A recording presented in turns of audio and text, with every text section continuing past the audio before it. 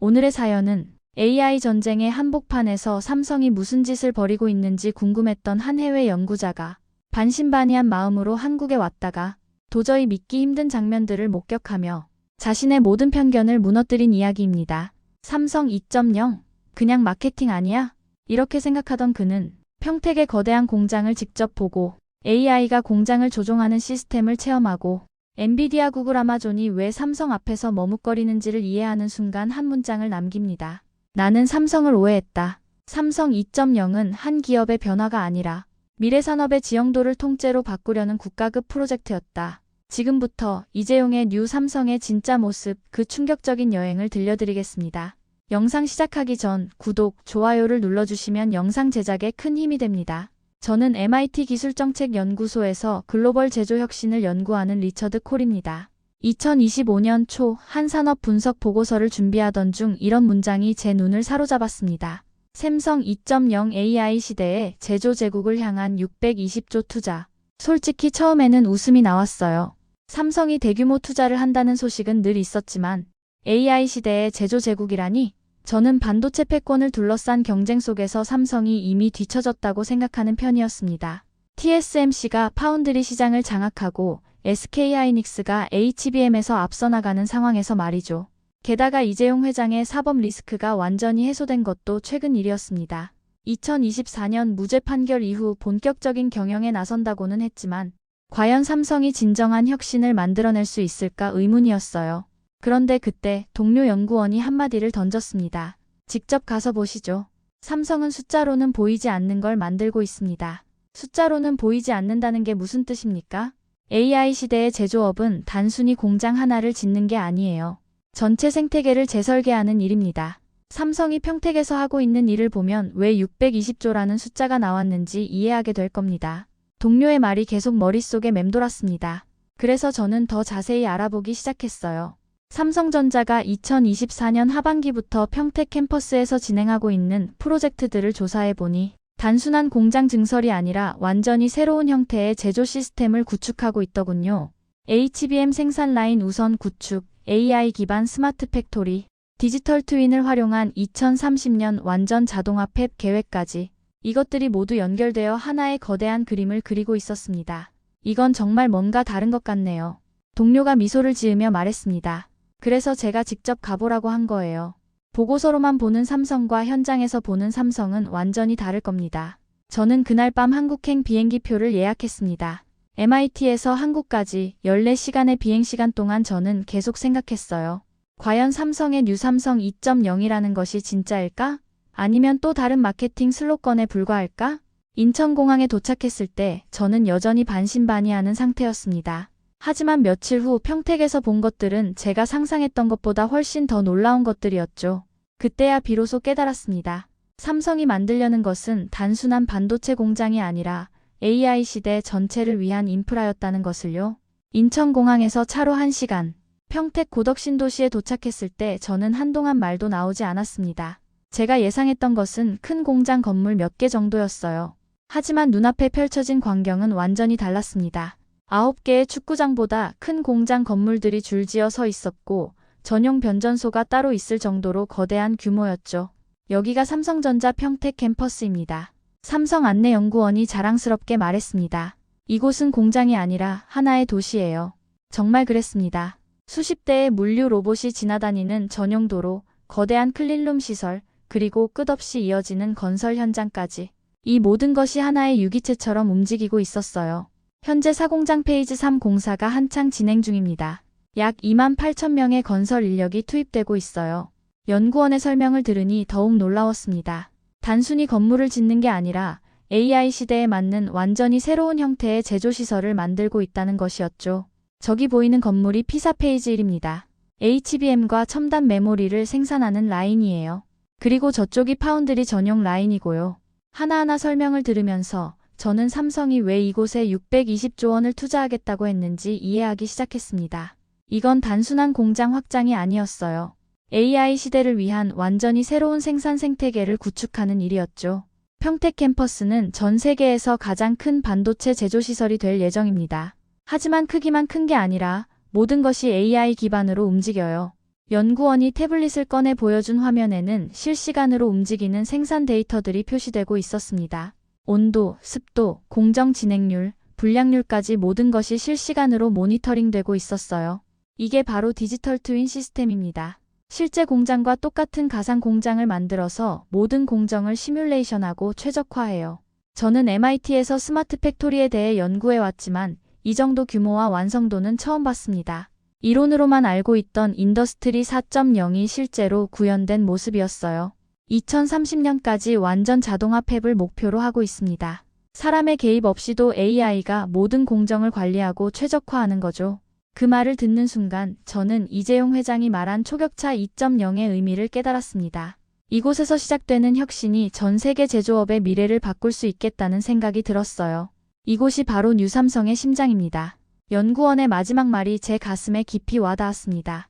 HBM, 파운드리, 패키징이 모두 한 곳에서 이루어지는 세계 유일의 통합 반도체 제조시설. 이것이야말로 AI 시대를 위한 진정한 인프라였습니다.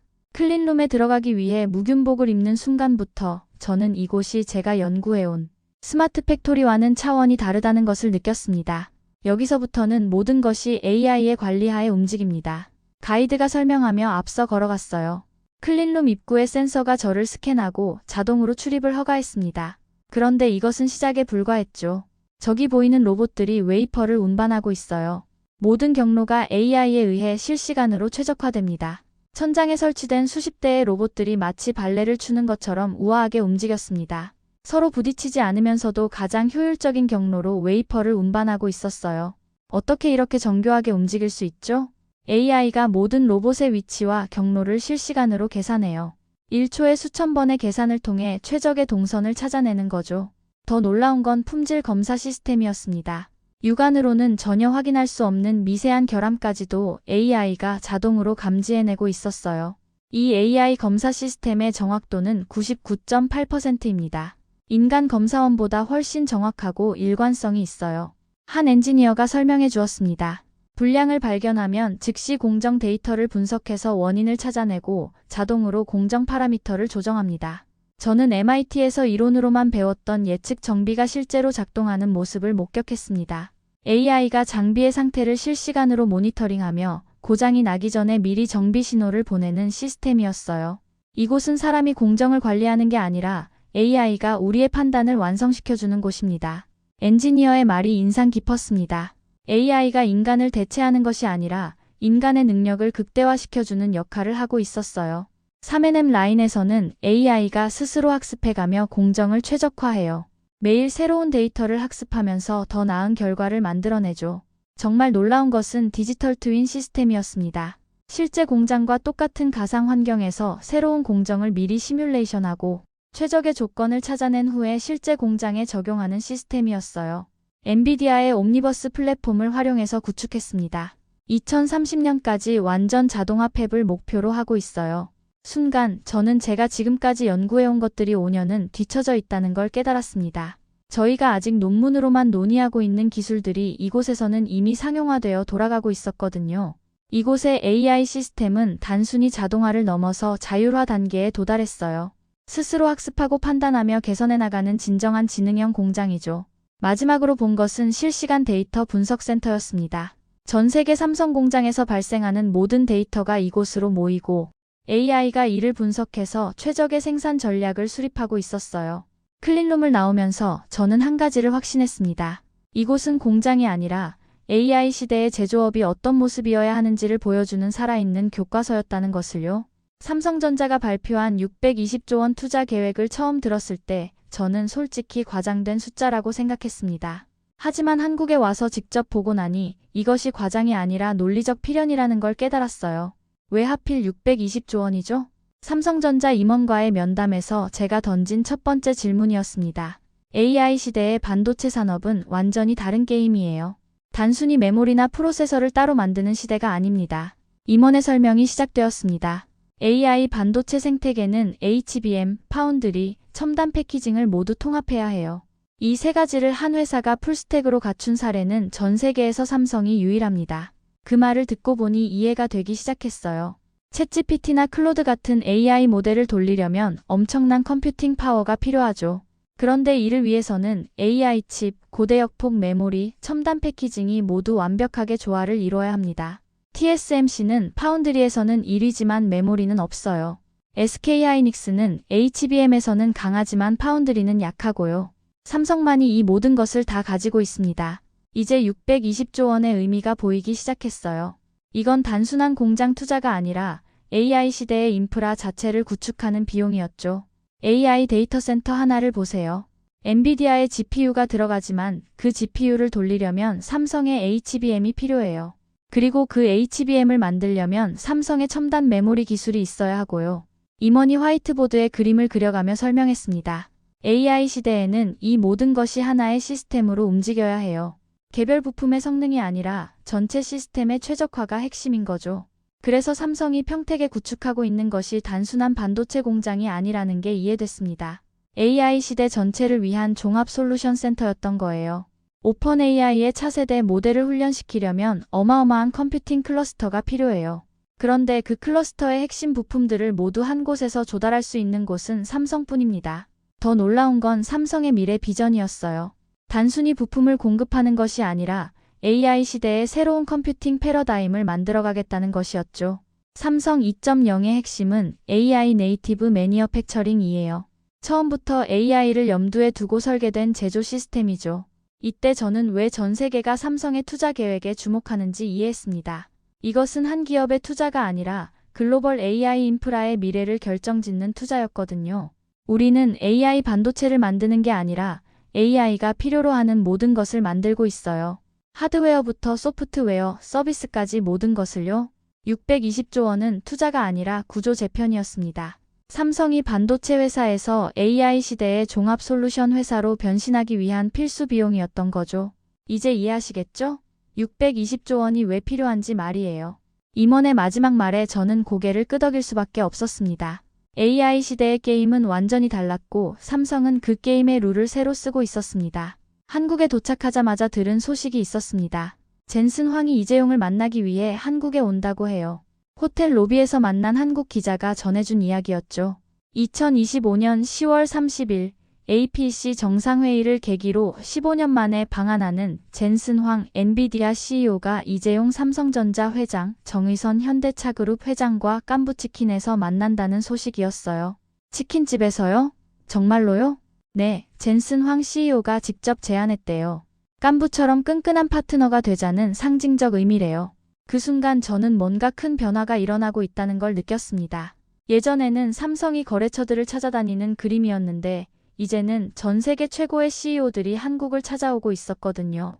며칠 후 그 회동의 의미를 더 자세히 알게 되었습니다. 젠슨 황은 단순한 사교성 방문이 아니라 삼성과의 전략적 파트너십을 위해 온 것이었어요. AI를 하려면 결국 삼성의 HBM과 파운드리가 필요합니다. 삼성 관계자의 설명이었어요. 엔비디아의 차세대 AI 칩 블랙웰을 보세요.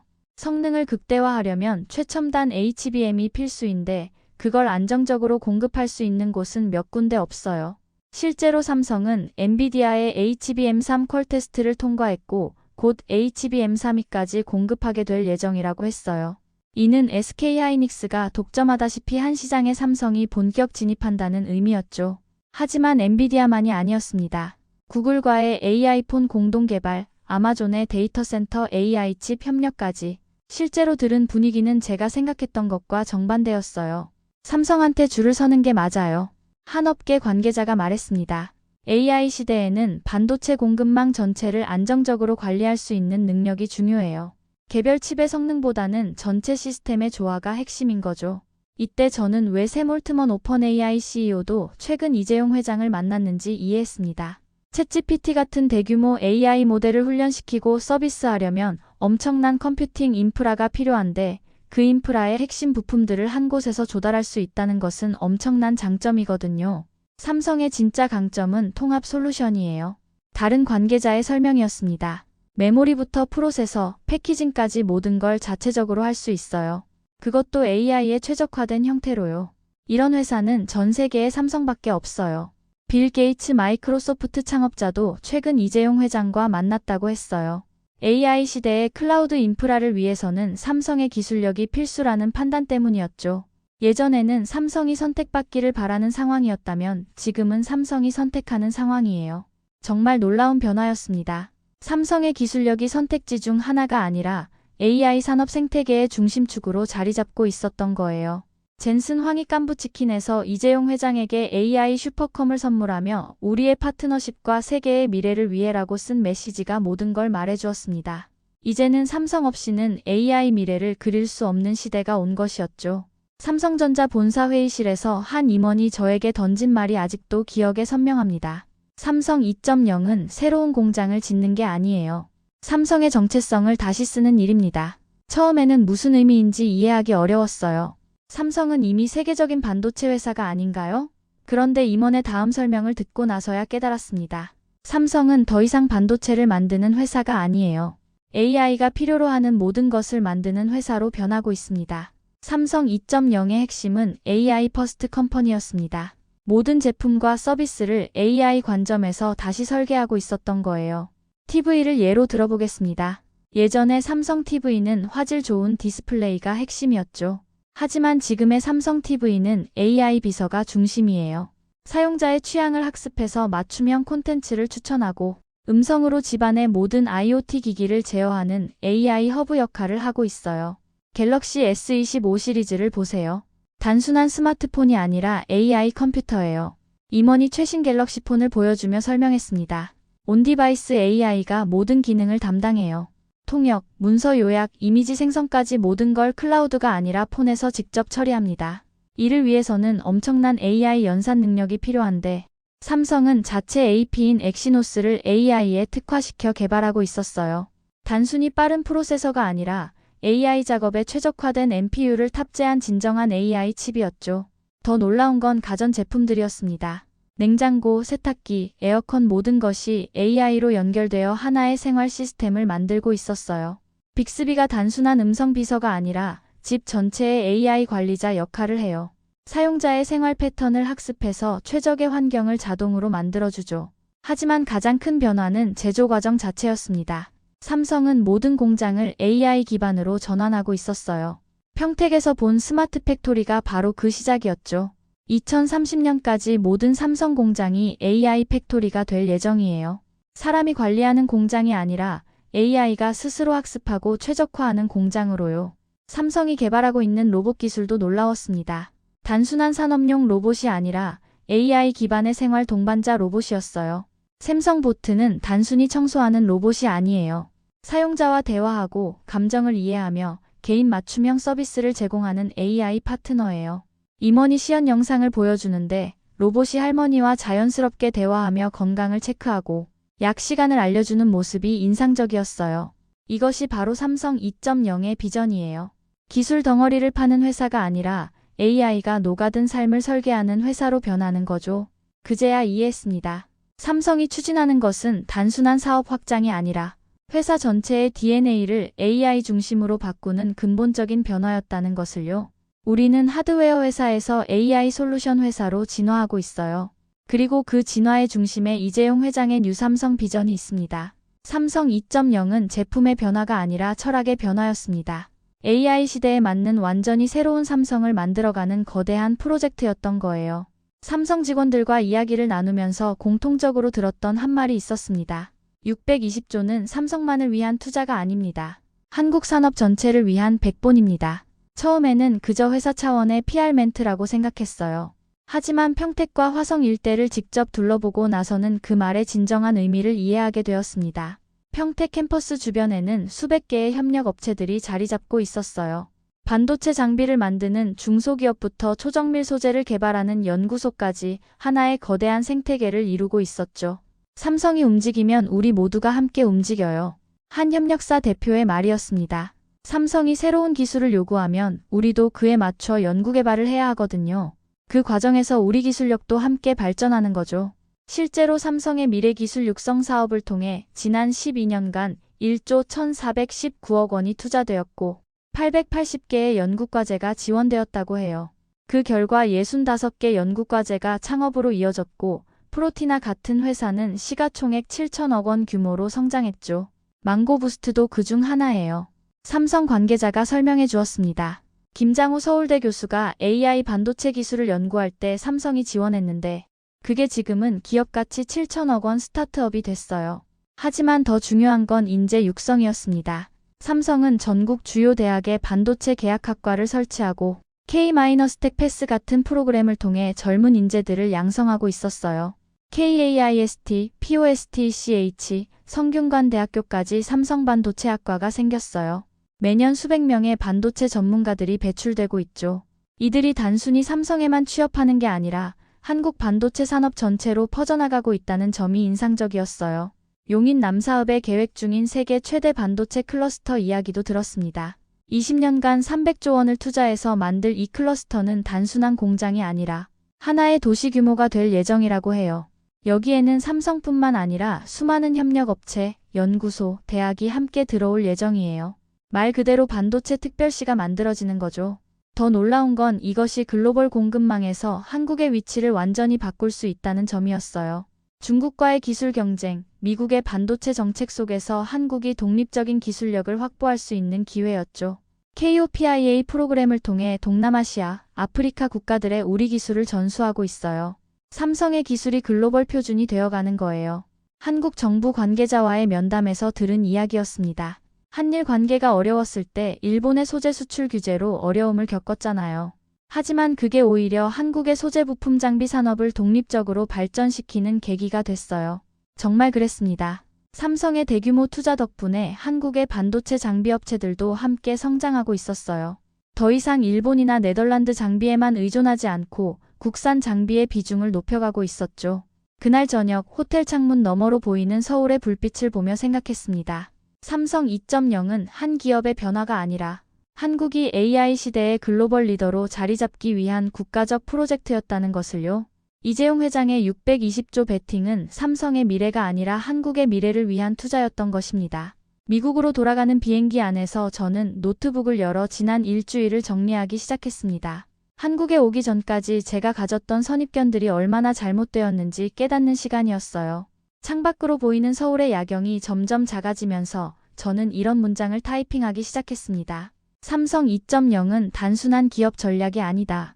AI 시대를 맞아 한국이 스스로를 재정의하는 국가 프로젝트다. 처음 한국에 왔을 때 저는 삼성을 하나의 반도체 회사로만 생각했어요. 하지만 평택에서 본 것은 반도체 회사가 아니라 AI 시대의 인프라를 구축하는 거대한 생태계였습니다. 젠슨 황과 이재용의 깐부 회동을 보면서 느꼈던 것도 마찬가지였어요. 이건 단순한 비즈니스 미팅이 아니라 AI 시대의 새로운 질서를 만들어가는 역사적 순간이었죠. 나는 삼성을 오해했다. 노트북의 마지막 줄을 적으면서 저는 확신했습니다. 이재용의 뉴삼성은 숫자가 아니라 의지, 그리고 그 의지의 규모는 우리가 상상하는 것보다 훨씬 크다. MIT로 돌아가서 동료들에게 어떻게 설명해야 할지 고민했어요. 삼성이 만들고 있는 것은 기존 산업 분류로는 설명이 안 되는 완전히 새로운 형태의 회사였거든요. 하드웨어 회사도 아니고 소프트웨어 회사도 아닌 AI 시대에 필요한 모든 것을 통합적으로 제공하는 플랫폼 회사라고 해야 할까요? 평택의 스마트 팩토리에서 AI가 스스로 학습하며 공정을 최적화하는 모습, HBM부터 파운드리까지 모든 것을 한 곳에서 생산하는 통합 시스템. 그리고 이 모든 것이 글로벌 AI 생태계와 실시간으로 연결되는 장면들이 계속 머릿속에 떠올랐습니다. 앞으로의 AI 시대는 삼성이 그리는 길 위로 흘러갈 것이다. 마지막으로 적은 이 문장이 과장처럼 들릴 수도 있겠지만 저는 확신했어요. 챗GPT든 클로드든 앞으로 나올 모든 AI 서비스들이 결국 삼성이 만든 인프라 위에서 돌아가게 될 거라고요. 620조 원이라는 숫자도 이제 이해됐습니다. 이건 투자가 아니라 AI 시대를 위한 필수 인프라 비용이었어요. 도로나 전력망을 깔듯이 AI 시대의 기반을 만들어가는 거대한 프로젝트였던 거죠. 이재용 회장이 사법 리스크에서 완전히 벗어나 본격적인 경영에 나선 것도, 정현호 부회장이 물러나고 새로운 세대가 경영을 맡게 된 것도 모든 것이 하나의 큰 그림 안에서 진행되고 있었습니다. 뉴삼성의 진정한 의미를 이제야 알겠다. 비행기가 태평양 상공을 날아가는 동안 저는 계속 생각했습니다. 삼성이 만들어가고 있는 미래가 어떤 모습일지, 그리고 그것이 우리 모두의 삶을 어떻게 바꿀지를요. 아직 새벽도 되지 않은 시간에도 반짝이는 평택의 불빛들이 기억에 선명했습니다. 거대한 공장처럼 조용히 움직이는 그 불빛들은 단순한 야간 작업이 아니라 AI 시대를 위한 쉼 없는 준비 과정이었어요. 보스턴 로간공항에 착륙하면서 저는 다짐했습니다. MIT로 돌아가서 제 연구 방향을 완전히 바꿔야겠다고. 한국에서 본 것들을 바탕으로 진정한 AI 시대의 제조업을 연구해야겠다고 말이에요. 삼성 2.0은 이미 시작되었고 우리는 그 거대한 변화의 한가운데에 서 있었습니다.